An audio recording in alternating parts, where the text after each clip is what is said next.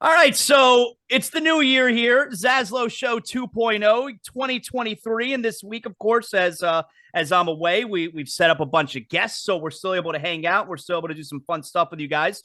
Appreciate you still listening to the show throughout this week. And joining us here is one of my favorites. Okay, Chris Van Vliet, who you've seen Deco Drive down here, WSVN 7. Movie critic, celebrity interviewer. You got wrestling. You've been on AEW TV. You got the YouTube channel. You got Insight with Chris Van Vliet. Really great to have you on the show here. Where are you with us from right now? Are you in California? Where are you? You're home? Yeah, I'm in California right now. And I'm so glad we're doing this for the first time face to face like this. So happy New Year, Jay-Z. Does anybody call you Jay-Z? When I was a kid, everyone Jay-Z, a few people when I was a kid, but now I always, it's funny you mentioned that. I always introduce myself as Jonathan. All right. And so it'll take maybe 10 minutes later. So I'm like, oh, you're ZASLOW. I always introduce myself as Jonathan, but everyone calls me ZASLOW.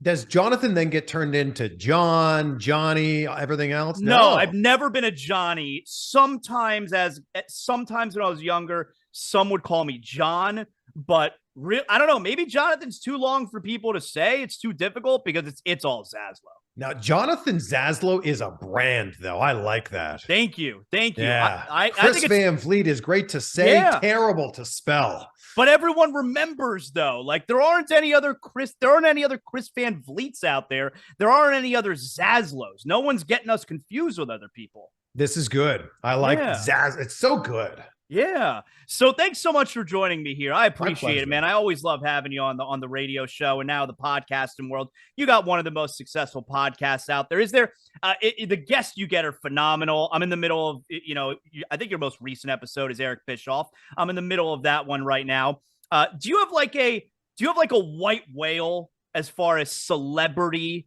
guests that you've, I know you're there with all the movie press junkets. Do you have someone who you just haven't been able to get on the show and you're dying to? For years, I've been saying the one guest I want to get is Vince McMahon, and I just feel like, man, that's but not nobody's getting him. That's not just you. Not anymore, right? When he did Pat McAfee's show, and it was his first public interview in 18 years, I went, oh my gosh, maybe it's possible. This maybe could possibly happen sometime. And then, everything went down in WWE, and I went, oh, I don't think he's ever going to do another interview. Even if he lives for another 40 years, I just don't think it's going to happen now. He will live another 40 years. He's not, if not another 140 years. Right. So is that the most shocking? Is that the most shocked you've ever been as a pro wrestling fan? Because I definitely thought Vince McMahon was going to run WWE until he died. I'm sure that was his intention, was to run it till he died. Yeah. And obviously what happened is what happened. And I think that this was their way to kind of save face, kind of try to sweep this under the carpet and move forward as quickly as they can. And that's kind of what they did here. But that news came out of nowhere. Like that news of him retiring or being forced to retire just popped up. And they didn't really talk about it much more. That Wall Street Journal article, is out there and everything's in it that you ever would want to know about that. And that was kind of it. And the interesting thing as a wrestling fan for me is we had all been saying for the last 5, maybe even 10 years, WWE needs a change. WWE is stale. So many fans are going, what is Vince McMahon doing, bringing someone who's so over in NXT and then bringing them to the main roster and taking away their name or their ring gear or their entrance theme and completely changing them?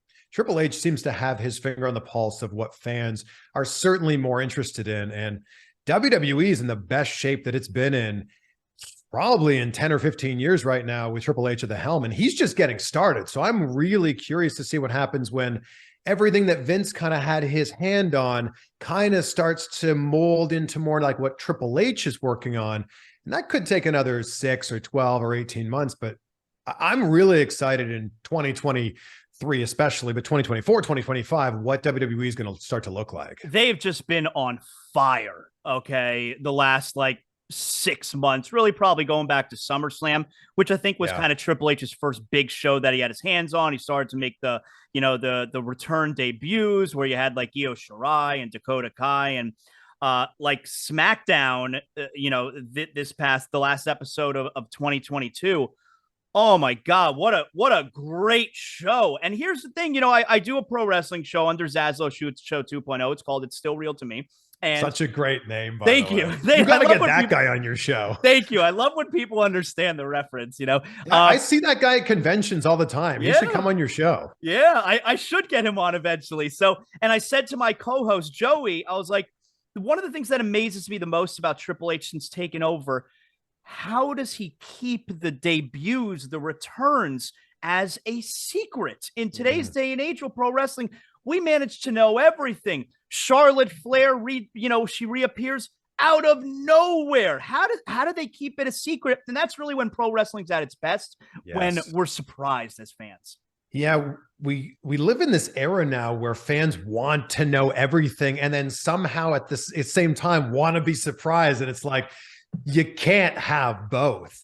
And WWE's been really good, like for years, really good at, I think a lot of it's using the corporate jet of like getting people in and out. You're not flying into the major airports. I think that's pretty helpful. But I think that wrestling is at its best when you are genuinely shocked. You don't know whose music's going to hit. This is why I love the Royal Rumble. And, we're almost at Royal Rumble time right now. And that's one of the biggest things that people watch. Like, 20-ish people that are going to enter the Rumble, but there's always some surprises. And I think now with Triple H fully running the show, this could be the most exciting Royal Rumble that we ever see. Well, and WrestleMania is going to be in your neck of the woods, okay? WrestleMania 39 in Hollywood. Do you have have you started to map out stuff for that you want to be doing? Do you have a plan? I love that they call it Hollywood. It's like nowhere near Hollywood. Right, it's so funny, the branding of that. It's it's where the Chargers and the Raiders Chargers and Rams play. I think it's similar to when they're showing a Dolphin game and they're showing live shots of South Beach. Oh yeah. Like, do you understand right there to the west is Carroll City? Okay, like we're nowhere near South Beach right now. It's like when LeBron took his talents to South Beach. Right. What was he doing? He wasn't playing basketball in South Beach. Yeah, like it's not that far from South Beach, but it's downtown Miami. I mean, it's a good 15-minute drive. It's not exactly South Beach. So, do you have anything planned for this WrestleMania? So I've been starting to figure this out and trying to figure out, because stuff's going to be really spread out. And I've been to a bunch of WrestleManias. This will be my 12th WrestleMania that I've attended. Cool. The best WrestleManias, in my opinion, have been New Orleans because everything's within like 3 city blocks, which is great. If you want to go have a drink, that's over here. If you want to go to a convention, that's over here. If you want to go to the show, that's right here.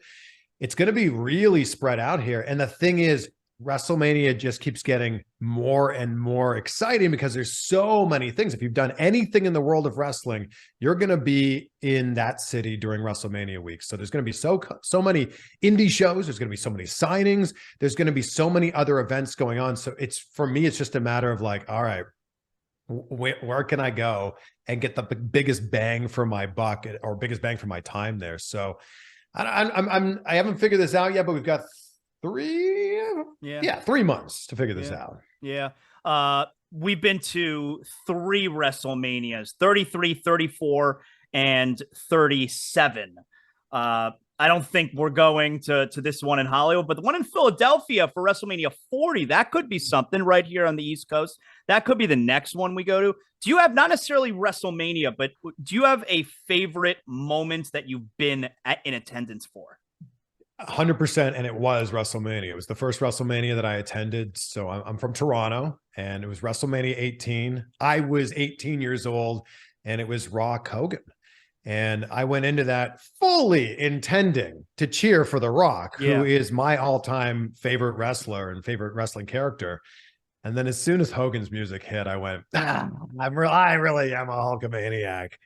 And that match just proves that wrestling needs to be in front of a crowd. And like I watch that back now and I get goosebumps watching it back. I'm getting goosebumps right now just talking about it because that crowd reaction there was so incredibly The first loud. 5 minutes, it was unbelievable. And it changed the course of the match. And I've talked to both Hogan and The Rock about this. And like, everybody knows, like, Hogan was supposed to be the bad guy. He came out wearing the black and white, came out with the NWO theme music, and Rock was supposed to be the good guy. When the fans turned on him, they just rolled with it, and it became, in my opinion, the best wrestling match of all time. Like, that's a match you can show to somebody who's never watched pro wrestling, and they go, "Oh, I get it." I love the story that, like, I've heard Hogan talk about it and how they had to change the match on the fly, Yeah. and Hogan was able to tell early on, this is not going to work what we have planned. And he says to Rock in the middle of the match, "Do you want me to fix this?" and then Hogan kind of took control of calling the match, and of course he fixed it, and they went in like a bit of a different direction. Like, he seems to be probably the, is he the greatest technical wrestler? No, of course not, but he seems to be probably the greatest of all time when it comes to reading that crowd, Hulk Hogan. Well, and that's what makes a pro wrestler a great pro wrestler. It's not about all the moves you can do in the ring. It's how can you evoke that reaction out of the crowd, whether you're getting them to cheer for you or you're getting them to boo for you. That is what makes you a great pro wrestler, is being able to get the crowd in the palm of your hand and just being able to pull those strings like a marionette and just getting them to do whatever you want. That match was amazing. So I remember the first few minutes. I'm going into the match. I'm cheering for The Rock too. Hogan, he's so bad. I mean, he just ran. I think last week's episode, he ran a tractor trailer into The Rock's car. That's attempted murder. Oh, that's right. That's attempted murder. He's like, I'm NWO style. I'm going to lay the smackdown on you. So I'm cheering for The Rock, and The Rock comes down to the ring. All right. And I'm watching it, on my couch. I don't know where I was. And then you get the first couple lockups, and Hogan throws Rock to the ground, and Rock's kind of shook. And Hogan does the old Hulkster poses, and the crowd is going ape shit behind him. And I say to myself, oh my God, I'm cheering for Hogan. I'm changing. I'm cheering for Hogan. It's Hulk Hogan. It's Toronto. It's Skydome. WrestleMania 6. Hogan's back. I'm cheering for Hogan. And it was an incredible turn of events. And there's a moment there specifically where he flexes for the first time, like you're describing, and you can see the look on Hogan's face. He's been a heel for years up to this point. It's like the crowd is going bananas, and he goes, like, it's almost like this realization, like, that's for me. Yeah, I'm back. Like that. It was. I love that. It was so That's cool. Pro wrestling. Yeah, it was. Yeah, if you don't like that, you don't like pro wrestling's not for you. If you don't like that, it's such good stuff. Do you have a pro wrestling Mount Rushmore? It's always so tough to answer this because to narrow it down to just 4. But after I interviewed Hogan and Flair at the same time 4 years ago in Hollywood, Florida. They were doing like a tour. I went to the one here in Hollywood. They were doing a tour where they were doing like an open mic kind of deal. Yeah. Hosted by Eric Bischoff. So that was the first time I interviewed Eric Bischoff. Then it was Hogan and Flair together. I was like, this is amazing. So I was like, for me, those two are, on my Mount Rushmore. Absolutely. And I think that Mount Rushmores are so subjective because it's based on like, when you were born, when you got into wrestling. And for me, I really got into it in the Attitude Era. So Hogan and Flair kind of got me there.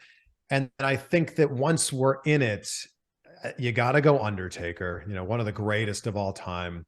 And then it's tough to get that 4th spot because Rock meant so much to me. But when you really look at his wrestling career, he's really only active for like 7 or 8 years. So I go with Stone Cold Steve Austin as my 4th person on there. Obviously, no disrespect to anybody else who, isn't on that list. But yeah, that's my Mount Rushmore. But it really tough to narrow it down to just 4. It's very hard. And what's a weird thing to me? Whenever wrestling fans or people in wrestling media talk about greatest wrestlers of all time, you don't need to say that he's the greatest of all time, but how come no one ever talks about Brock Lesnar in this conversation? I mean, he's like he's magic when he's out there.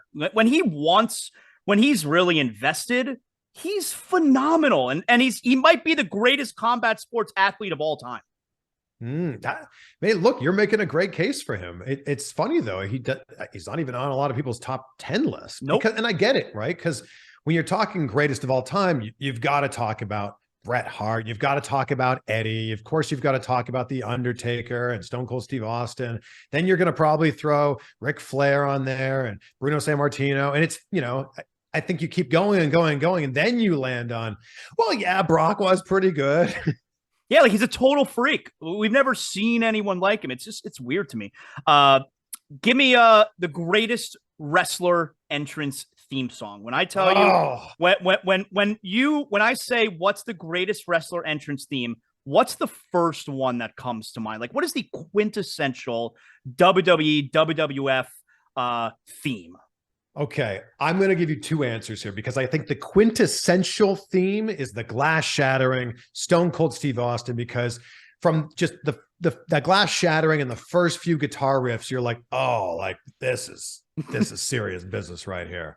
For me, it's Triple H, and I have a tough time whether it's the old school, the one with China, the 1-2, it's the song, or it's Time to Play the Game, because they're both so good, and I listen to them on like a Walkman at the gym when I was in high school, like on repeat. So that for me is my personal, and Triple H was my guy. I had a poster of him on my wall, and I just loved when he did that heel turn and became the Game. He became my guy at that point.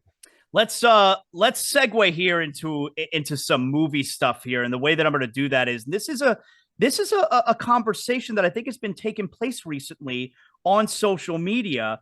Best wrestler turned actor. And I think this conversation started because of the movie, which I actually saw with my son a couple of days ago. We finally sat down and we watched Glass Onion, and which Dave Bautista is of course in. And Rian Johnson, the writer director of the movie, recently said that Dave Bautista is the greatest wrestler turned actor. So I don't think there's any discussion. Well, the discussion would be, it's John Cena, The Rock, Dave Bautista. Who's the best wrestler turned actor? I think it's so difficult because they all bring so much to the table in their own way. But I think if we're talking about just pure acting range, it truly is Dave Bautista. I agree. And I think that when you look at his role, he's hilarious in Stuber, which is such a funny movie. So good. And then he has this turn there where he gets like super emotional too. And I actually asked him about that. And he's just like, yeah, I went there, like that was a really important thing for me. And as great as The Rock is, biggest box office draw in the world, arguably the biggest celebrity in the world, he doesn't have the range that Dave Bautista has. The Rock, in every movie, he's The Rock. Yeah. Although I will say, I think that The Rock's best performance is actually in Ballers. Like, we saw the biggest range that he had in Ballers, and, it wasn't a big movie. It's obviously a great TV show on HBO, but I think that if more people want to see what The Rock is truly capable of doing, go watch that. But yeah, I really think it's Dave Bautista. And I interviewed him early on when he was a henchman inspector, the James Bond film. And I said, like, this transition you've made is amazing because there's so many wrestlers that go in, do a film and they have like one line. They're the tough guy at the bar. They're the bouncer in a movie or something like that. And he said, yeah, I mean, those roles were on the table, but I didn't want to do any of them. I wanted roles I could really like sink my teeth into. And it's like he has been so good at picking the right roles. And I think so much so that there's a lot of people that are Dave Bautista fans that have never seen a Bautista wrestling match. And I think that just goes to show that he is so successful in Hollywood that it kind of overshadows what he did in WWE. Well, I mean, sheesh, we could say the same thing. If you're like a 20-year-old movie fan, maybe even 25-year-old movie fan, like, do you know that Dwayne Johnson was The Rock and he was like one of the greatest ever? Like, you probably don't know that this guy was the top movie star there is in the world. He had a really huge wrestling career that you probably have never seen. And there's probably a lot of stuff that The Rock like hopes that you don't see or don't remember from that era. I was having a conversation it was me and another wrestling fan explaining, kind of like explaining wrestling to somebody who doesn't watch. And they were saying, like, so The Rock's character, he was kind of a bully. And I'm like, oh my gosh, he was. And no one would ever really describe him like that because he was so incredibly entertaining. But when you really think about it, he was a bully. I mean, like, I'm pretty sure, I know Chris Jericho used to, but I'm pretty sure The Rock is called, which would never fly in 2022. Pretty sure he's called Stephanie McMahon on live television a trash bag whore. Like, that would never fly today in 2022. Oh, there's lots of clips of The Rock saying the R word, referring to other wrestlers. Like that would also not fly now. Yeah. Favorite celebrity interview, movie stars. Who have you had the most fun with? I've been so fortunate to have so many amazing conversations with so many people, but being a wrestling fan, The Rock has a real special place in my heart. And does he live up to it the first time you sat down with him? Yeah, I've interviewed him now 10 times. Not that I'm counting or anything, Zaslow, but if you are a Dwayne Johnson fan, they always say you shouldn't meet your heroes, but if you're a Dwayne Johnson fan, you should do whatever you can to meet him He because really just seems like the real deal.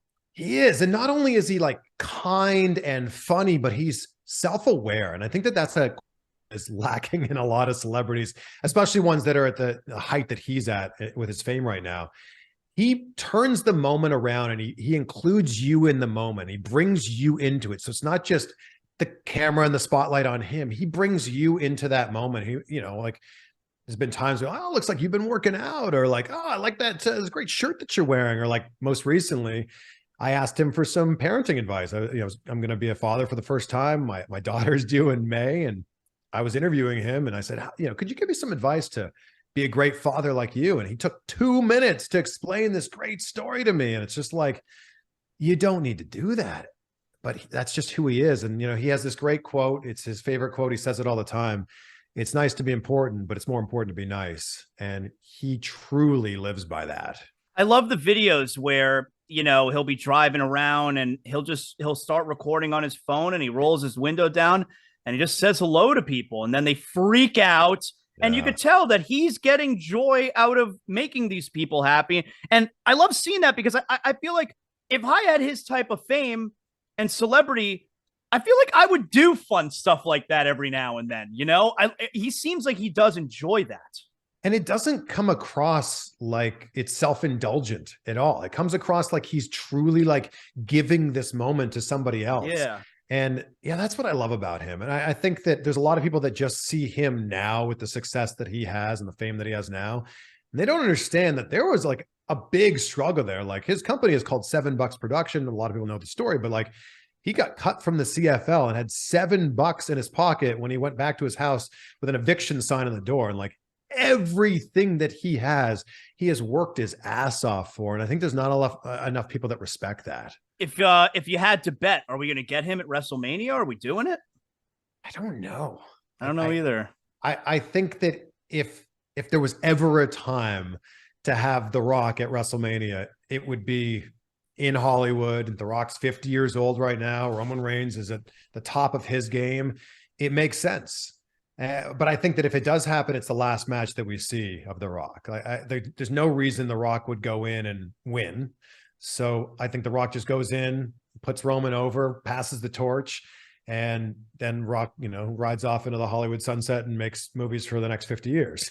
What do you make of the state of movies these days? Like I saw recently, the movie Babylon came out. Great cast, Brad Pitt, Margot Robbie, totally bombed. I mean, and I don't think people are going to the movies anymore unless we're talking a major action flick or unless we're talking a superhero movie. Movies like Babylon, like these good dramas, I think people just want to watch them streaming at home. Like, what do you make of the state of movies and movie theaters? Well, Babylon was directed by one of my favorite directors, Damien Chazelle, who also directed La La Land, First Man, and Whiplash was one of my favorite movies of all time. I think that movies like Babylon and also Amsterdam and the numbers that they did or didn't do at the box office shows that people are willing to go to the movies, but only for certain things. Like Top Gun Maverick absolutely crushed at the box office. Avatar: The Way of Water absolutely crushed, right? It was the highest grossing film of the year, and it did it in like 3 weeks. So I think a lot of people are saying, oh, people don't go to the movies anymore. Not true. People go to the movies when it's like a spectacle. Yeah. And when it's something that they have to see in theaters. So I don't think that this, says to studios that every movie needs to be Avatar or every movie needs to be a superhero film. But I think to get people to actually go to the theater, it needs to be an experience. And I think that a movie like Babylon, I think people go, yeah, I'll just watch it at home, or I'll just wait for it to be available so I can watch it at home. When's the last time you had that big experience at a movie theater where like, this was so much fun? Yeah, it was Avatar. And I'll be honest, I didn't love the first Avatar movie. I thought the technology was really cool, but the story itself, I mean, everybody's talked about this. It's Fern Gully, basically. It's Pocahontas. It's Dances with Wolves. Right. Exactly. And I saw that first movie and went, yeah, I mean, the technology was beautiful, but yeah, I don't really see it. And it's funny you say that about the first Avatar because I can't get through Avatar. I don't think it's any good. But you're telling me Wow. I got to go see the second one. Oh, it's way better than the first one. And I also thought after 12 years, no one is going to care enough to want to see the next Clearly Avatar movie. It's so worth seeing. And I think that that's the type of movie. And look, I see a lot of movies, right? It's part of my job, and I'm in the theater a lot. But that's the type of movie where, like, I think if you can get excited when you're going into the theater and then be leaving the theater going, man, that was great. Yeah. And that was the last movie that did it for me. What's the movie when you're at home, you're with your wife, you guys are looking for something to watch on television, you pass by it on the guide, you have to stop on it every time? I don't rewatch a ton of movies. I'm more of the person who wants to watch new movies and, see what new directors have to offer, or a new performance from somebody. But my favorite movie, and I think the most rewatchable movie of all time, is Back to the Future. Like, that is as close to a perfect movie as you can get. And the thing I really love about Back to the Future is it reminds us that moments are important. It reminds us that if this thing doesn't happen, then this thing doesn't happen. And I think about that all the time in my life. And Back to the Future is just this great reminder of that. Michael J. Fox is really the rare actor, right? That you won't find anyone who says anything negative about him. That's so true. So true.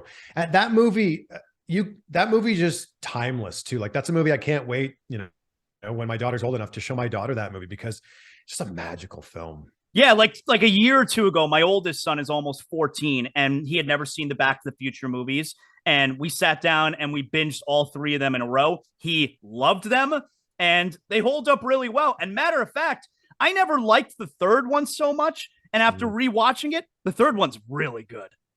Third one's good. It's still the weakest of the three, though. I don't know that I think it's the weakest anymore. I think it's better than 2. I think it's better than 2. Oh my gosh, I no. do. I think it's better than 2 now. I do. The whole turn there with Biff in number 2, and the amount of things that they predicted that actually did end up happening in 2015. That Biff's character in 2 is exactly Donald Trump, right?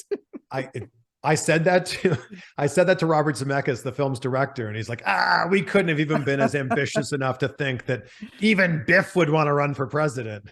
This has been really fun, Chris.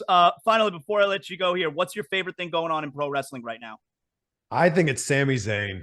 He is so incredibly entertaining to watch, and I love that he took the crumbs that they were giving him and he put them together. And to borrow a phrase from my good friend Matt Cardone, it takes crumbs to make crumb cake. And he put all of those together and he's just ran with it. And anytime he's on on screen, doesn't matter who he's sharing the screen with, you're looking at him. And I think that's such a good sign that he's doing a lot of things right. That finish to War Games and him and Jey Uso hug in the end is my favorite moment in years in pro wrestling. It was really good. There's so much good stuff going on in wrestling right now. WWE, AEW, Impact, New Japan. It's exciting. I say it all the time. It's the most exciting time to be a wrestling fan. I think so too. And I love that we just have so many options. Chris, tell everyone, of course, how they can check out your YouTube channel and, of course, Insight and everything you got going on. You're a very busy man. ZASLOW, thank you again for having me on. Always so good to chat with you. And congrats to you on ZASLOW Show 2.0 and all the success that you're having with this. Thanks. Wherever you're listening to this, if it's the podcast, you can find my podcast, Insight with Chris Van Vliet. On YouTube, it's just my name, at Chris Van Vliet, and also the same on all social media. And man, I'm excited to see what 2023 is going to bring for you. Thank you. When are you getting down to South Florida again? Do you miss coming down here? That's a good question. Of course I miss being down there. I don't know, but next time I'm down there, why don't we do this in person? Yeah, that'll be a lot of fun. Thanks a lot, man. I appreciate you very much. No, thank you, brother.